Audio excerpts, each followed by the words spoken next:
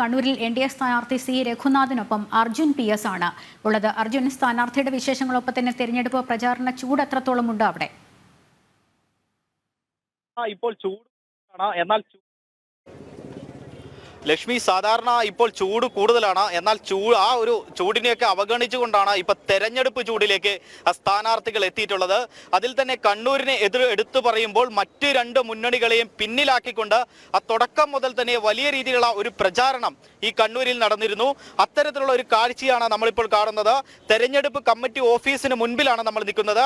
അല്പസമയം മുമ്പാണ് പത്മനാഭ വേണുഗോപാൽ ഇവിടെ ഉദ്ഘാടനം ചെയ്തത്. നമ്മൾ കൂടെ സ്ഥാനാർത്ഥി ചേരുന്നുണ്ട്, അദ്ദേഹത്തോട് ചോദിക്കാം എങ്ങനെയുണ്ട് ഇപ്പൊ നമ്മുടെ പ്രചരണം.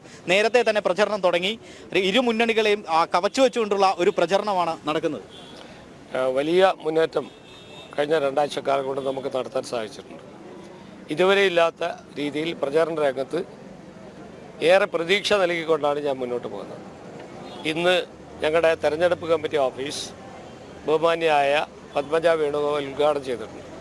ഇന്ന് 3 മണിയോടുകൂടി പ്രഖ്യാപനം വന്നു കഴിഞ്ഞാൽ ഓരോ പ്രവർത്തകയും ഞങ്ങളോടൊപ്പം ആത്മാർത്ഥമായി പരിശ്രമിച്ച് കണ്ണൂരിൽ രാഷ്ട്രീയ ചരിത്രം മാറ്റിയെറിയാൻ പറ്റുന്ന രീതിയിലുള്ള പ്രവർത്തനമാണ് കഴിഞ്ഞ കുറേ ദിവസമായുള്ളത്. സത്യം പറഞ്ഞാൽ രണ്ട് മുന്നണികളെ പിന്നിലാക്കിക്കൊണ്ട് തന്നെയാണ് ഞങ്ങൾ മുന്നോട്ട് പോകുന്നത്. ബഹുദൂരം ഞങ്ങൾ മുന്നോട്ട് പോയിട്ട് അതോടൊപ്പം തന്നെ പൊതുജനങ്ങളിൽ നിന്ന് നല്ല അംഗീകാരം, നല്ല പ്രതികരണമാണ് ലഭിച്ചു വരുന്നത്.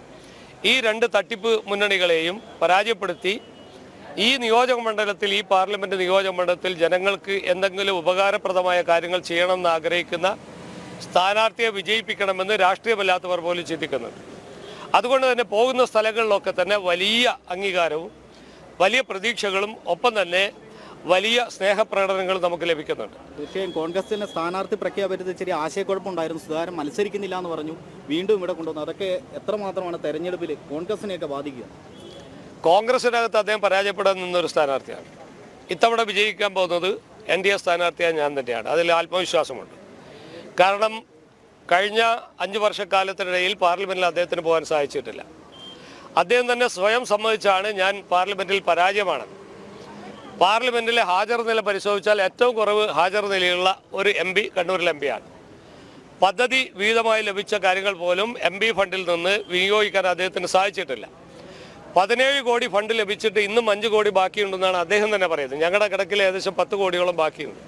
ആ 17 കോടി ലഭിച്ചിട്ട് പോലും ആ പദ്ധതി തുക അല്ലെങ്കിൽ MP ഫണ്ട് കണ്ണൂരിലെ ജനങ്ങൾക്ക് ഉപയോഗിക്കാൻ പറ്റാതെ എനിക്ക് പാർലമെൻറ്റിൽ പോകാൻ സമയമില്ല എന്ന് പറയുന്ന ഒരു MPയെ വീണ്ടും ജയിപ്പിച്ചയക്കുന്ന ഗതികേടിലേക്ക് കണ്ണൂരിലെ ജനങ്ങൾ വരരുത് എന്നാണ് എനിക്ക് പറയാനുള്ളത്. തീർച്ചയായും ഇത്തരത്തിലുള്ള പ്രതികരണമാണ് സ്ഥാനാർത്ഥിയുടെ ഭാഗത്തു നിന്നല്ല, മറ്റുള്ള ഭാഗത്തു നിന്നും ഇത്തരത്തിലുള്ള പ്രതികരണമാണ് വരുന്നത്. ഇടത് വലത് സ്ഥാനാർത്ഥികളെ ജയിപ്പിച്ച് വിട്ടുകൊണ്ട് വീണ്ടും കേരളത്തെ കുട്ടിച്ചോറാക്കുന്ന ആ ഒരു പ്രവൃത്തി ഇവിടെയുള്ള വോട്ടർമാർ നിർത്തണമെന്ന് തന്നെയാണ് പറയുന്നത്. മാത്രമല്ല, നമുക്ക് നേരത്തെ തന്നെ പത്മനാഭ വേണുഗോപാലാണ് ഇവിടെ വന്ന ഈ തെരഞ്ഞെടുപ്പ് കമ്മിറ്റി ഓഫീസ് ഉദ്ഘാടനം ചെയ്തത്.